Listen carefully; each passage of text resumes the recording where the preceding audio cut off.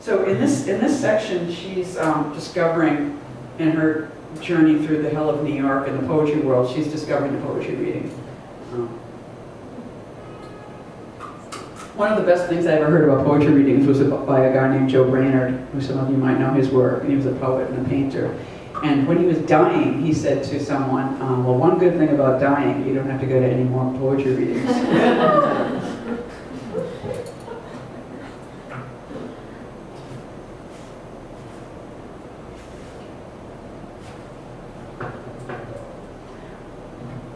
And if you don't know, I mean, I don't even know if it still exists, but there was a place called Chumley's in the West Village, which was a certain groovy, shiny scene of poetry readings. I was in a state of awe at Chumley's when I finally went, because the wood paneling was so bright and expensive. It was an elegant little pub in the West Village where the hard clatter of a successful restaurant incessantly defiled the poetry space. Chumley's was like a nice private college. To me, it felt wrong. In a way, poetry really does require failure, because failure produces space that nobody wants. Poets as a group hate success. I had seen pictures of Paul Blackburn. He had big ears and he was poor. He barely could afford the gauloise that killed him, and yet women were crawling around still wanting to be known as Paul's ex-girlfriends and wives, just lining up. People were comfortable with that. He had earned the poet fame, carrying a huge reel-to-reel recorder to readings to get what everyone knew. He was a poet scholar. He translated the Provençal poets. He was ambitious but cool. His own poems were loose and on the street. There was one, for instance, that laughed at the other kind of man who traded his voices.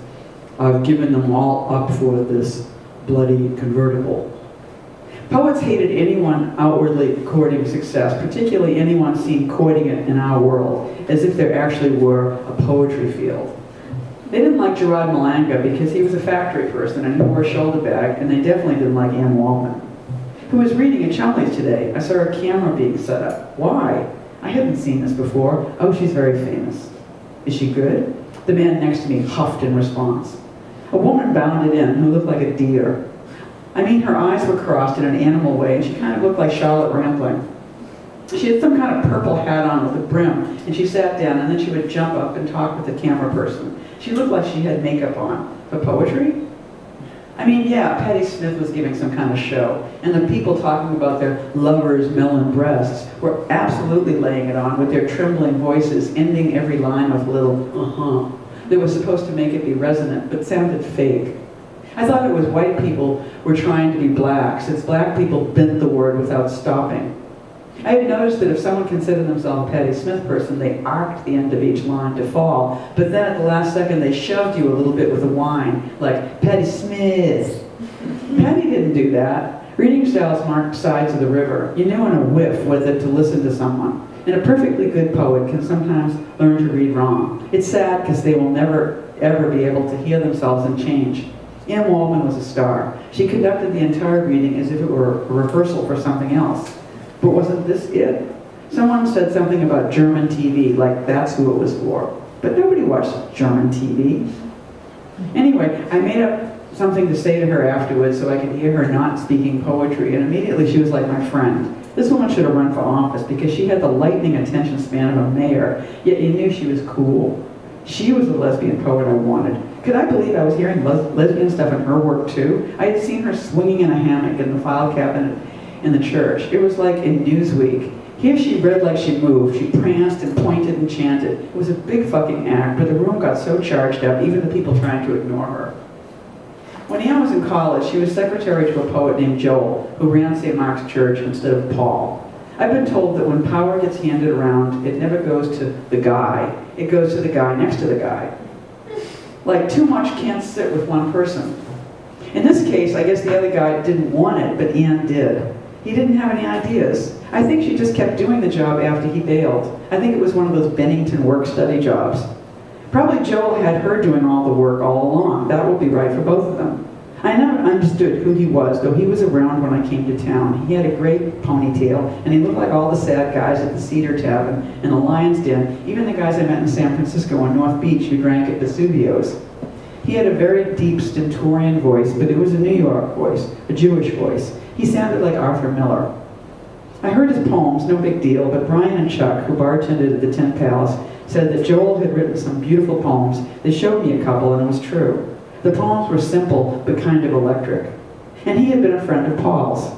When Joel read, he had a voice that had been used for years. An old poet is like an old movie star.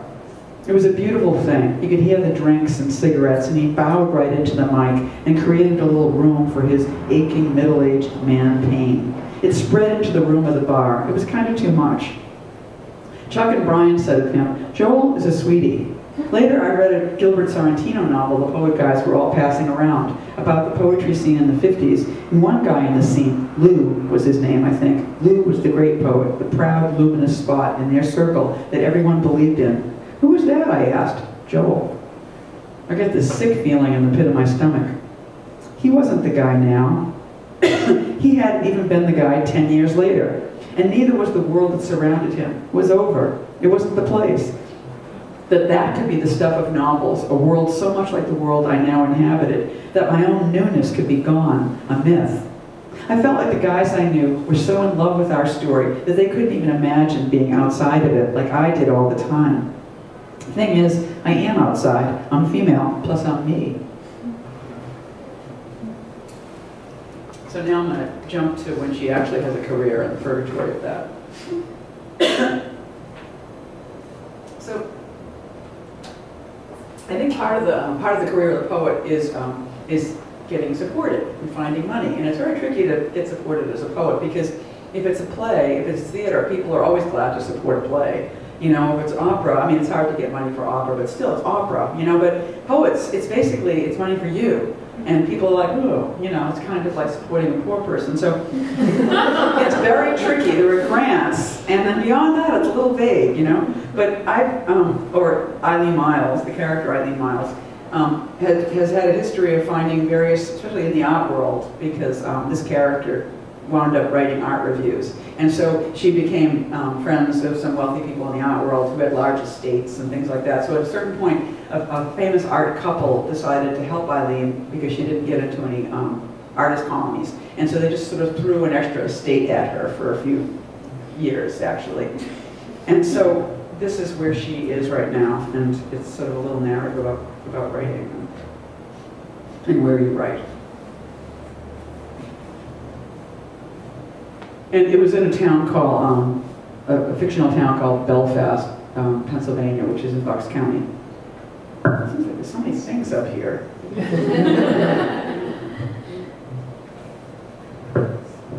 My house was about 70 acres. There was a maze of bushes with blackberries on them that squirreled around the pond.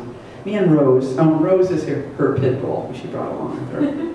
Me and Rose would play Minotaur and Hero. I was always the hero, she was always the Minotaur, and invariably we wound up in the woods. It was truly easy to get lost in these winding trails, but having nothing else to do, I developed a knack for their twists and turns, and for a very long time, well, a couple of months, I was content to push daily through these itchy furrows, craning my head from time to time to spot the white birdhouse, a bird mansion on a tall stick that indicated the direction I had come from.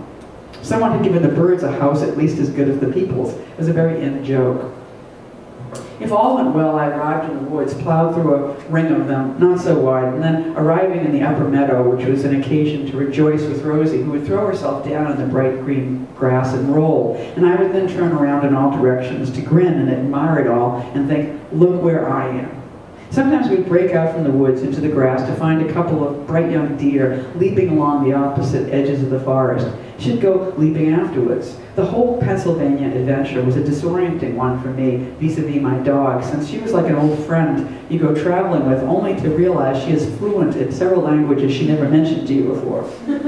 With the deer, she also began to perform these kind of sprung leaps through the deep grass, kind of swimming it seemed.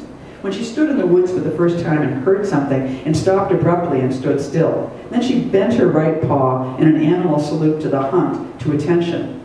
Come on, Rose, you're from New York. Where did you learn that? Instead, she was deaf and dumb to all that she had known before. She was another dog. I gave her a native name, Pasquati. And when I changed her, I changed myself. I took my shirt off and I simply became no one, no name, no sex, just alive, moving across the land with a dog. Art brought me this. The period during which I had unlimited access to the house and the land was about 2 years, but felt much longer. I had friends come to stay once in a while, but to maintain the illusion of timelessness and infinite space, I was mostly alone, writing pages and pages of novels and poems, making a fire, talking on the phone, watching every movie Pasolini ever made, and the Dalai Lama, just a hair each night. He spoke of refuge. While I was lying in the grand bed, also reading Deleuze's great book, Masochism. He said the masochist habitually lays out a story, a fetishized chain of objects or events in which the seeker must thoroughly immerse herself in order to reach the unexposed but desired conclusion, which was? A myth got built in my time at the house that there was a perfect way to be and a perfect way to write. I woke every morning kind of early, ate, and began to drink coffee and read. In those mornings, I read Manuel de Landa's War in the Age of Intelligent Machines, which explained through a careful analysis of the history of explosives how an engine, in a general like Napoleon, capitalizes on inherent differences in order to build a story chaotically. I read the thick, emphatic sentences of Lucia Berlin. I read Swift Little Neuromancer. I read every day till I was full and anxious, which took a little less than an hour. Alone, a person begins to know herself like a clock. I was a 43-year-old calendar of shifting desire that summer. Do other women notate their cycle, imagining themselves not in open plain exactly, but a pond, not enclosed so much as focused in a way so that the shifting density of my itch, my urge, like a radio station of sex or fertility, was now on this setting or that? In some quiet, completely absorbing way, I read me every day, especially when I was reading. I read my tone, which altered along the slope of the month, and it would inform me when the reading must end, and I couldn't bear my body anymore and its fake agreement with my mind, the body then vaulting over the mind's walls. I got up from my lounge chair in the front yard and swiftly tugged on my running clothes. Rosie was young, 2 years old, so she came along for the 40-minute gallop, two laps around our estate. Up the dirt road, down the paved hill, Round Hill Road, along the shady tree-lined street where other houses peeked out behind the leaves, people to have sex with, I wondered, and finally up a back road onto our land again. And birds watched us, and a few dogs, and always the hen and her chicks. I'd do it once, then again. One morning when I started out, I saw up in the sky something that resembled an old set-in fan that had removed cooking odors and smoke from the kitchen I grew up in. Now that fan was turning in the sky. I felt dizzy watching the tiny spiral blades flickering, and I thought, I am going to die. Not today, but exactly like this. My insides will cast a whirling image for me to concentrate on, my heart, or something even older, failing. My light. I named it all, the trees, the road, the frightening fan, the undiscovered country, which yielded a tiny poem I could never get right. The tense is always at odds, but it really happened. I saw my death in the sky. Running was followed by sitting. I wasn't a Buddhist or anything. I just created a pile of pillows, set the clock, and meditated on everything as little as possible for half an hour. It felt good after the run, though usually I was starving and sat on my pillow thinking about food.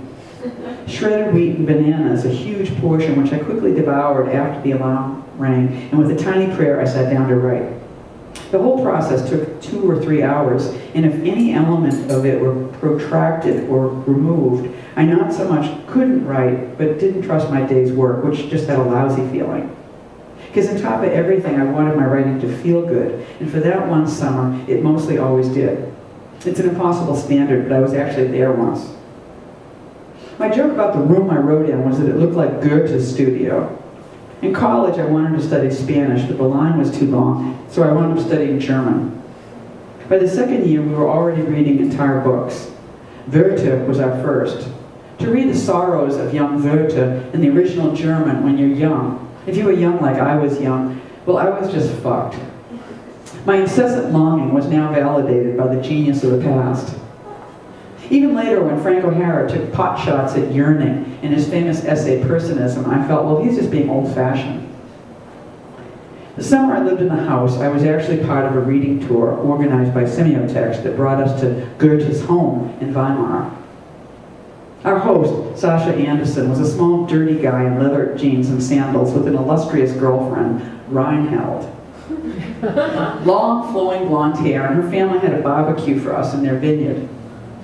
Millions of sausages were smoking away on a vast outdoor grill. Sylvain, who was Jewish, I think everyone was on the tour except me, but Sylvain had barely escaped the Holocaust as a child, and at the barbecue he was having fits. On the whole tour, really. Some Jews can go to Germany, but not Sylvain. And one by one, during the barbecue, we were being led away alone into a small library and told by the cameraman and his friends to sit on a stool in front of a wall of decrepit, gilded books. A light shone right in my eyes. The moment had come. I was being interviewed by German TV. How do you like Goethe? Do people in America think much about Goethe? I was actually very excited to answer the questions of the cameraman and his friends, but it was my discomfort and ignorance that they wanted, my American stupidity. My knowledge was not of great interest to them. People don't care, I told them. They nodded knowingly. Goethe's studio was one of the rooms we got to peek into across the road. I remember his big black carriage filling the garage, his serene private garden out back, and the great classical busts of his men friends that punctuated the house's furnishings. But I actually don't remember the study. Who's asking these questions anyhow? I think a poet's study is just an idea. Wherever I'm writing, it is. In Belfast, my studio had extremely high ceilings with wooden beams and stark white stucco walls and large windows onto the front. The room was in fact the summer kitchen. It's a landmark German farmhouse, a little gem, Eden said. It cost us $1 million. It was kind of cool that she told me. Faye and Laurie visited once most of the writing was done. I had been alone for a couple of months and they broke the ice. I remember walking to greet them as they got out of their car. How can I explain that the house was situated on grass and you walked up the slope from the house still on the ubiquitous greenness, and now the two of them were standing outside of their car which they had parked on grass, and I felt like a Martian floating out of my ship. I guess because they were seeing me. To write, you get really alone. Now I had the sensation of having just landed or was dwelling in the softest space. It was this insane country living. Rarely does a lesbian, not this lesbian, rarely had I ever felt this cool. I was wearing this green shirt, my hair had grown into some condition of excess, kind of Wildian, I thought. I was part of this place and now was even a host of my friends' enjoyment. We all wanted female artists to look and feel this well. It was that rare narcissistic moment, a rousing pleasure for all of us. Coming up from my estate, I greeted my guests. I showed them my pile of manuscript, and later I think Faye cooked. But she brought food, and Laurie was just kind of wild and generous. Everyone was. My dog's snoring, and it's pouring outside right now. I enjoyed thinking back. It was all so perfect.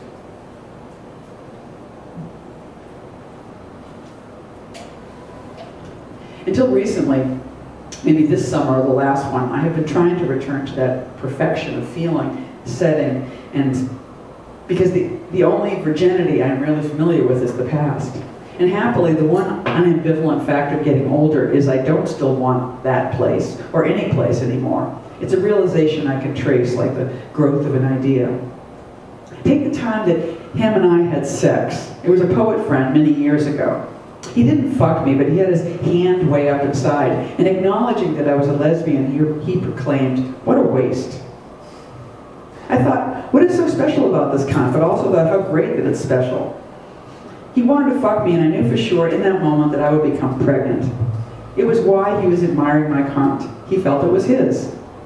If it was mine, his feeling was wasted. Without thinking too much about it, I enjoyed being wasted for him. Like a spilled glass of milk, my life, a white pool shimmering on the floor. My corrupt womanhood, a waste. I feel the same way about being a writer, staying up all night, burning my brain cells for years, swallowing tons of cheap speed, also for years, eating poorly, pretty much drinking myself to death, and then not. Contracting whatever STD came to me in the 70s, 80s, 90s, smoking cigarettes, a couple of packs a day for at least 20 years, being poor, and not ever really going to the doctor, only the dentist, flash teeth. Wasting my time doing so little work, being truly dysfunctional, and on top of that, especially my point, being a dyke, in terms of the whole giant society, just a fogged human glass turned on its side. Yak, yak, yak, a lesbian talking. And being rewarded for it. Not only wasted, but useless, rancid, a wreck. It has come to me slow. 10 years ago, Jane DeLynn said, "Let's face it, Eileen, we are ruined." She didn't mean by some romantic sadness. She meant in fact. Jane's a little older. I wasn't ruined yet. Jane had a good education, Iowa, Barnard. She may have fucked up, but she's basically rich. I mean, she may have been ruined earlier for some of these same reasons. And privilege, of course, will make a person rot. Look at men. Nothing good there. But probably she was just being contrary or ironic, or wanted to tell me that I was ruined and didn't think I could handle it alone. I was actually pretty hardworking and nervous in my 40s and still thought it was possible to be good, to get it right, to win. No, I am destroyed. A shattered boat of a person. A broken window here, a lousy bell there, an old crappy dyke with half a brain leaking a book. A drippy excrescence. A schmear. I read a long time ago about a man who seemed normal, but when he died they performed an autopsy. Why do they always perform an autopsy if he was so normal? They discovered his brain was just this little piece. The part that connects the left to the right, he had only that. Like a headband. The doctors couldn't imagine how the guy lived and functioned, never mind thought. It made me shiver. I felt that could be me. Not only wasted, but partial. A blur on the handle. I wrote the first chapter of this book, My Fucking Inferno, and New York blew up. If I died tomorrow, I could really care less. I'd be relieved. Look at me. My face is an old catcher's mitt. Blam, thunk, reactions and dents. A cold bent lighthouse, burr, a melancholy lava lamp, a woman, a man, a butch, a bitch, rots of rock, watching the fragments float by for years. I'm done. Hello, it's me.